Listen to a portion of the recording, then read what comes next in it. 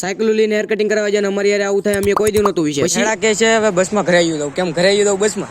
Cycle તો હાલો ભાઈ બસમાં ચડી જાય ભાઈ. જય શ્રી રામ મિત્ર, ગુડ આફ્ટરનૂન ને વાગી રહ્યા છે 4:26 ને જવું હે મોવા, કેમ કે હેર કટિંગ કરવા જવું. હું ને ભેડા સોકડી હતી સાયકલ માં હવા પુરાવી નીકળી જાય મોવા સાઈડ મોજ કરતા કરતા ને ભાઈ આ કેમ્પ તો જો કાઈ ઘટે.